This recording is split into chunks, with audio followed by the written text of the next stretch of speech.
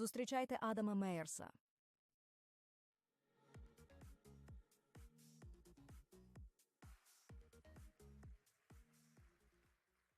Вітаю.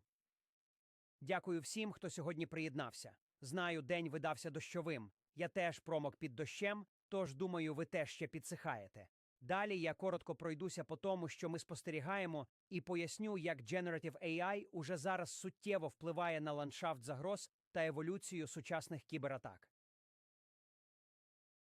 Ну що ж, аналізуючи ландшафт загроз, ми дійшли висновку, що AI уже перетворився на гонку озброєнь, і наразі перевага на боці зловмисників.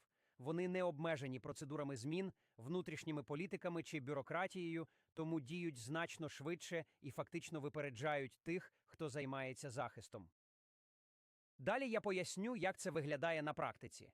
Коли ми говоримо про те, що захист опиняється в гіршій позиції, варто розуміти, сьогодні ландшафт загроз змінився досить суттєво. Ви вже чули, як Ілля наголошував на важливості ідентичності та масштабу. І те, що ми спостерігаємо, зловмисники більше не використовують кінцеві пристрої як основне місце закріплення. Вони усвідомили, що зіткнення з EDR і Falcon для них означає серйозні труднощі. Саме тому, замість того, щоб ускладнювати собі утримання доступу до кінцевого пристрою, вони зміщують фокус на ідентичність і на хмарні середовища. Минулого року ми зафіксували зростання голосового фішингу на 442%.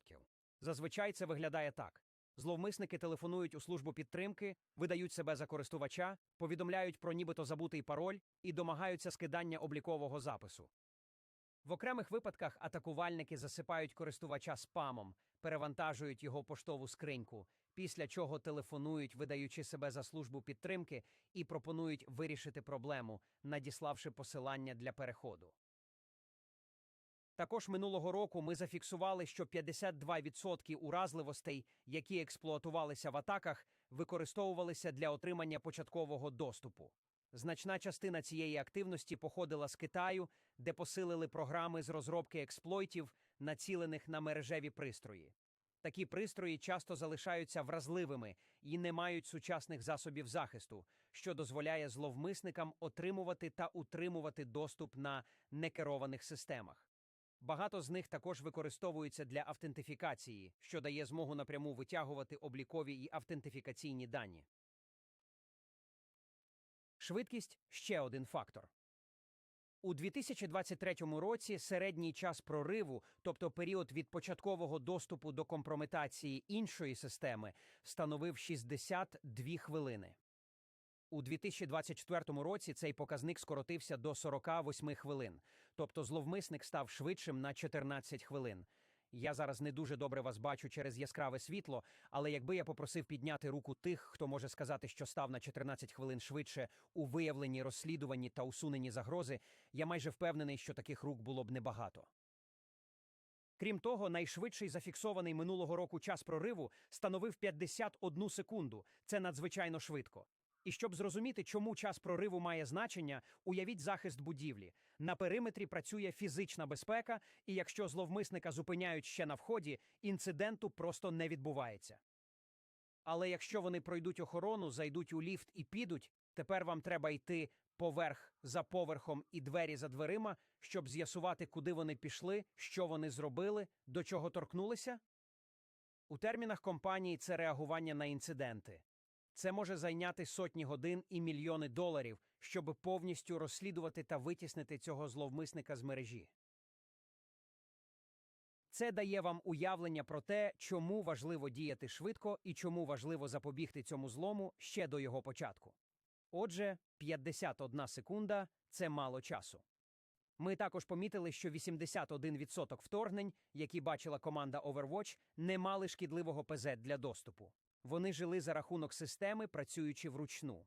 Це стабільно зростає щороку, оскільки зловмисники зрозуміли, що їм потрібно відмовитися від кінцевих точок. Їм треба перейти туди, де їх не знайдуть. Отже, якщо подивитися на цей ландшафт загроз, можна зробити кілька ключових висновків. По-перше, зловмисники знову відходять від кінцевих пристроїв, шукають інші місця для приховування і закріплення, діють швидше, ніж будь-коли раніше, і стають дедалі менш помітними. Усе це створює серйозні виклики для тих, хто відповідає за захист. Коли ми аналізуємо, як AI вплинув на цю ситуацію, стає очевидно, що відбулося чимало змін. Фактично, вже сьогодні вранці я читав про кілька інцидентів, які щойно розгорнулися. Отже, я вже згадував про програми-вимагачі, створені повністю за допомогою LLM. Зловмисник створив інструмент під назвою FunkWalker, використовуючи WormGPT, ворожу LLM. І вони створили цей інструмент. Щодо FunkWalker, хороша новина полягає в тому, що менш досвідчені та технічно некомпетентні зловмисники насправді використовують AI собі на шкоду. Шифрування, створене LLM у FunkWalker, було не дуже надійним, і наша команда змогла створити декодери для розшифрування файлів. І зловмисник залишив своє ім'я у шкідливому ПЗ, що було корисно для атрибуції. Якщо ви коли-небудь бачили фільм «Великий Лебовський», там є сцена, де вони тримають домашнє завдання цієї дитини і кажуть «Це твоє домашнє завдання, Ларі». І це те, що ми знайшли в цьому шкідливому ПЗ. О, це він з Алжиру, ми знаємо, хто це. Це стара новина. Сьогодні я читав про зворотний PowerShell зі жорстко закодованими підказками, які містять промпт-ін'єкції та прямо забороняють аналіз коду. Фактично, команда Falcon Complete виявила реальний приклад такої промпт-ін'єкції лише вчора. Тож це не теоретична проблема, це реальна загроза, яку ми вже починаємо спостерігати. Ще один приклад – дропер на базі AI, який використовує LLM для переписування власного коду з метою обходу виявлення. Існує також кросплатформенний ransomware, який уражає Windows і Linux. У цьому випадку він використовує LLM для генерації Lua-скриптів, щоб обходити виявлення та забезпечувати кросплатформне шифрування і ексфільтрацію даних. І нарешті виявили майнер даних, що використовує API Hugging Face для генерації команд Windows для викрадення конфіденційної інформації. Отже, щодня ми бачимо все більше зловмисного використання генеративного AI, і ми дуже старанно працюємо над його виявленням та протидією. І коли ми думаємо про більш просунутих зловмисників, вони можуть використовувати AI на свою користь. Дуже цікавий випадок за останні кілька місяців – це те, що називається LameHug. LameHug – це зловмисне ПЗ, яке ми асоціюємо з Fancy Bear, російською розвідувальною службою ГРУ. І унікальність LameHug у тому, що на борту немає нічого шкідливого, немає коду для виявлення, немає нічого, що могло б свідчити про те, що це принесе неприємності. Але коли ми починаємо його розбирати, там є командні підказки або підказки для LLM на борту. Перше, що він видає, знову запитує API Hugging Face, щоб генерувати команди в PowerShell для профілювання системи. Це класичне російське зловмисне ПЗ для профілювання першого етапу. А потім друга частина – це ще одна підказка для LLM, яка просить її готуватися до викрадення даних, шукає цікаві файли, пакує їх, готує їх до відправки. Це один із найбільш просунутих прикладів використання Generative AI, інтегрованого безпосередньо в шкідливе програмне забезпечення, які ми бачили в реальному середовищі. Учора Майк розповідав про потенціал вбудованих LLM. Майже всі сучасні операційні системи Windows мають вбудований Copilot. І тому замість того, щоб звертатися до великої мовної моделі онлайн, тепер можна використовувати LLM, вбудовану в систему для динамічного виконання шкідливих команд, викрадення конфіденційних даних і робити більш підступні речі. Отже, меседж очевидний. Нам необхідно кардинально трансформувати кадровий потенціал у сфері кібербезпеки. Зловмисники діють швидше, стають менш помітними та знаходять нові способи здійснення вторгнень в організації. Водночас захист змушений відстежувати дедалі більше напрямів. Вам добре відома класична дилема захисника. Він має бути безпомилковим у 100% випадків, тоді як зловмиснику достатньо, щоб пощастило лише один раз. Тож, коли ми замислилися над тим, як Generative AI може спростити вашу щоденну роботу, ми сформували концепцію, яку назвали Threat AI. Адже якщо подивитися на те, з чим стикається середній аналітик загроз щодня, стає очевидно. Він постійно змінює кілька ролей. В одну мить він займається моделюванням загроз, щоб зрозуміти, які зловмисники діють і якими методами вони користуються. Коли вони знаходять щось підозріле, їм доводиться переходити до аналізу шкідливого ПЗ та реверс-інженірингу. Про це Джордж уже говорив учора. Після аналізу шкідливого ПЗ ці напрацювання потрібно використати для інженерії, виявлення та проведення threat hunting. Якщо виявляється інцидент, аналітик знову змінює роль і переходить до реагування на інциденти. Кожна така зміна ролі означає перемикання контексту, а це дорого з точки зору когнітивного навантаження. У результаті це призводить до перевтоми та вигорання. Це дуже важко, і оскільки щодня виникає все більше загроз, вони частіше змінюють ці ролі, створюючи для себе ще більше напруги, і саме тоді трапляються помилки. Тож, коли ми замислилися над тим, як полегшити роботу аналітика, концепція, до якої ми дійшли, Threat AI полягає в залученні агентів. Це дозволяє перенести на них перемикання контексту, увесь додатковий стрес і рутинну роботу, щоб дати захиснику змогу діяти швидше. Аналітику більше не потрібно постійно змінювати ролі. Одна з ключових проблем, добре знайома тим, хто багато займається реверс-інженірингом, полягає в тому, що кожен зразок доводиться окремо завантажувати, дизасемблювати, під'єднувати дебагер і проходити всі ці кроки, щоб коректно його проаналізувати. І часто здається, що інструмент фактично керує вами через таке часте переміщення даних і необхідність постійного перемикання контексту. Отже, Threat AI, і я зараз перейду до кількох демонстрацій, але Threat AI – це справді те, як ми можемо зняти всю цю роботу з аналітика, щоб він міг зосередитися на місії зупинки вторгнень і протидії зловмисникам і не витрачати весь свій час на роботу з інструментами. І якщо подивитися на весь обсяг даних, якими ми володіємо в CrowdStrike, це і команда Complete, і Overwatch, і наші аналітики з Threat Intelligence, і сервісні команди, які постійно працюють із реальними інцидентами та реагуванням. Усі ці напрацювання безпосередньо впливають на інструменти, які ми створюємо. Саме тому ми беремо наявні в нас можливості і вбудовуємо їх у рішення, які дозволяють вашим аналітикам діяти швидше та ефективніше, протидіяти цим загрозам. Тож зараз ми переходимо до демо першого агента, який ми анонсували – Malware Analysis Agent. Як ви побачите, цей агент надзвичайно корисний для масштабованого аналізу шкідливого ПЗ.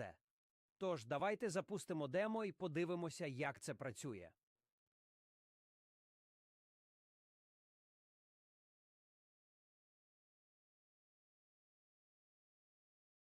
Дозвольте показати, як новий Malware Analysis Agent від CrowdStrike перетворює аналіз шкідливого ПЗ з годин на хвилини, використовуючи спеціалізовані AI-агенти, які працюють узгоджено між собою. Тут ми бачимо підозрілий файл, виявлений на кінцевому пристрої та завантажений у хмару для додаткового аналізу. Файл уже автоматично проаналізовано і позначено як імовірно шкідливий, але нам потрібно точно зрозуміти, з чим ми маємо справу і як на це реагувати. Подивіться, що відбувається, коли ми запускаємо нашу агентну AI-систему. Malware Analysis Agent одразу координує узгоджені дії по всьому стеку безпеки. Він виконує поглиблений статичний аналіз, класифікує зразок, запускає його в захищеному сендбокс-середовищі, автоматично генерує правила виявлення яра та знаходить пов'язані зразки в глобальній телеметрії. Зверніть увагу, як кожен крок спирається на попередні результати, формуючи повне розуміння загрози без ручного втручання. Подивімося, що нам вдалося виявити. Система ідентифікувала цей зразок як шкідливе ПЗ LameHug із просунутими механізмами обходу захисту, можливостями ін'єкції процесів і повноцінною функціональністю командування та керування. І саме тут особливо проявляється унікальна перевага CrowdStrike. Це дає нам безцінний контекст щодо масштабу і охоплення цієї кампанії. Але ось що робить це справді потужним – інтелектуальні рекомендації, які дозволяють нейтралізувати загрози за лічені хвилини. Ви можете діяти негайно прямо з цього екрана, ізолювати системи, зберегти форензик дані, заблокувати C2 інфраструктуру, розгорнути правила для хантінг та виконувати хантінг через кілька інструментів. Усе необхідне для стримування цієї загрози зосереджено тут. Але на цьому можливості не обмежуються. Агенти автоматично витягнули ключові рекомендації з наших останніх звітів з Threat Intelligence, зокрема стратегічні вказівки, сформовані на основі типових моделей і поведінки цього зловмисника. Ми реагуємо не лише на конкретний зразок. ми використовуємо весь накопичений досвід щодо того, як діє цей Threat Actor. Система також визначила цільові хантінг-запити, спеціально створені для цього зловмисника та пов'язаних сімейств шкідливого ПЗ. Це дозволяє одразу розпочати пошук інших потенційних компрометацій, спираючись на перевірену логіку виявлення. Те, що раніше вимагало годин експертної роботи з використанням кількох інструментів, тепер автоматично виконується за лічені хвилини і дає практичні результати. Саме в цьому полягає сила скоординованих AI-агентів CrowdStrike, які докорінно змінюють підхід команд безпеки до реагування на загрози.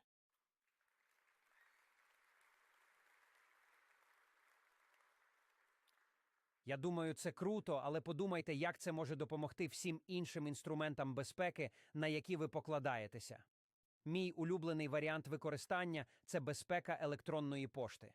Без жодної плутанини. Щоразу, коли ваша система захисту електронної пошти, незалежно від постачальника, поміщає лист у карантин, у хабі доступний широкий набір партнерських продуктів і інструментів, які з цим інтегруються. А тепер уявіть, що кожен такий лист автоматично надсилається до Malware Analysis Agent. Він знаходить усі пов'язані зразки та формує повний масив даних, який можна одразу використовувати для threat hunting. І чи не було б чудово мати агента для пошуку загроз? На щастя, це якраз другий анонсований нами компонент – Threat Hunting Agent. Тож я одразу запущу це демо, і ви зможете побачити, як ці агенти працюють разом у зв'язці. Давайте розпочнемо.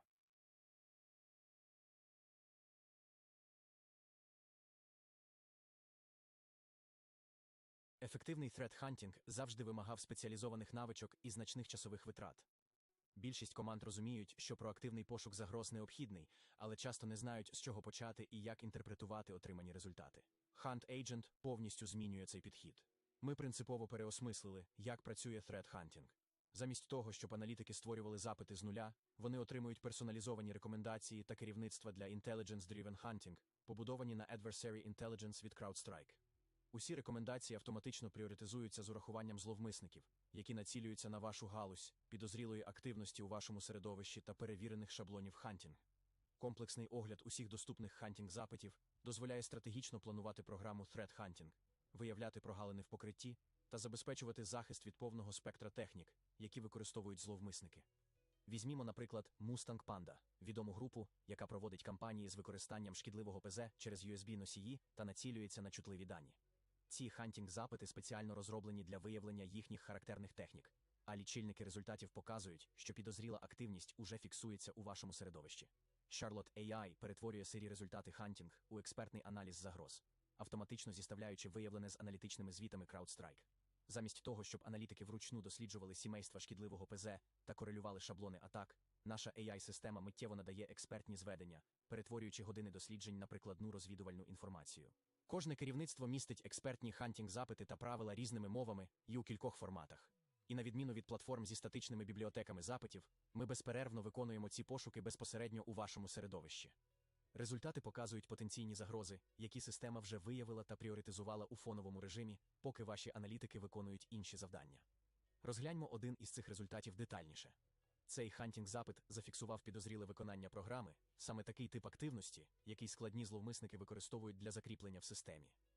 Якщо традиційні інструменти лише надають звіти для хантінг і очікують, що аналітики самі розберуться з їхнім змістом, то наша AI миттєво видає експертний аналіз із чіткими наступними кроками, перетворюючи години досліджень на секунди прикладної розвідувальної інформації.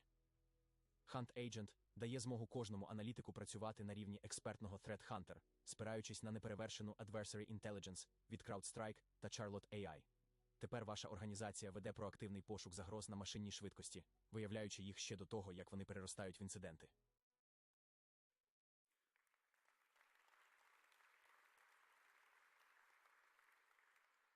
Мене це справді надихає. Ми фактично зняли з аналітиків дві ролі, між якими їм постійно доводилося перемикатися, і побудували агентів, друзів для Шарлот. І як Джордж підкреслював учора, це не заміна аналітика і не усунення людини з процесу.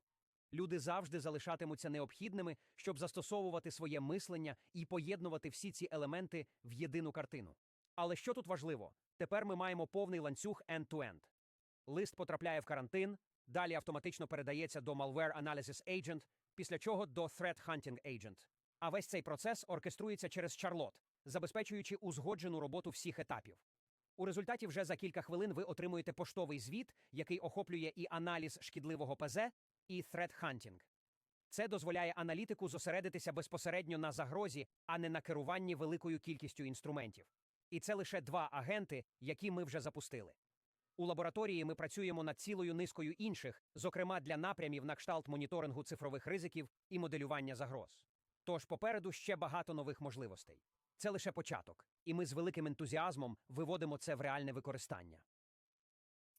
Тож за мить я передам слово далі, але перед цим хочу зазначити, у понеділок ми опублікували наш європейський ландшафт загроз, у якому є справді цікаві спостереження.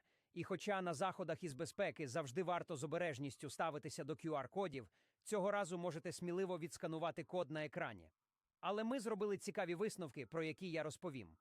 Перший полягає в тому, що 22% ransomware-атак, зафіксованих у світі, були спрямовані саме на Європу. Ми також спостерігаємо зростання активності зловмисників. Упевнений, багато хто з вас чув про такі угруповання, як Scattered Spider, які привернули значну увагу в усьому світі, атакуючи найрізноманітніші галузі – від роздрібної торгівлі та туризму до страхування. Ми також бачимо, що угруповання Scattered Spider, яке сформувалося з середовища, відомого як Calm, активно діє й у Європі. Багато учасників Calm уже залучені до проведення голосових фішингових атак проти європейських компаній і цілей, причому одразу кількома мовами. Крім того, ми спостерігаємо широкий спектр державних кіберзагроз, які також націлені на Європу. У звіті наведено детальний галузевий розподіл, що показує, на які сектори були спрямовані атаки з боку китайських зловмисних угруповань. І за останній рік ми зафіксували зростання на 150% активності вторгнень з боку китайських угруповань у глобальному масштабі, в усіх галузях і регіонах. Окремі галузі, зокрема виробництво, медіа та фінансовий сектор, зафіксували зростання активності на 200-300%. Тож ландшафт загроз продовжує змінюватися і ускладнюватися. І в міру того, як ми й надалі відстежуємо ці загрози, надзвичайно важливо розуміти, як саме зловмисники діють у різних регіонах і галузях. Тому я закликаю вас ознайомитися з цим звітом і замислитися над тим, як адаптувати власну модель безпеки в умовах постійних змін. Зловмисники діють невпинно, але разом ми так само наполегливі. Саме тому ми тут, у Європі. Саме тому ми зустрічаємося з вами.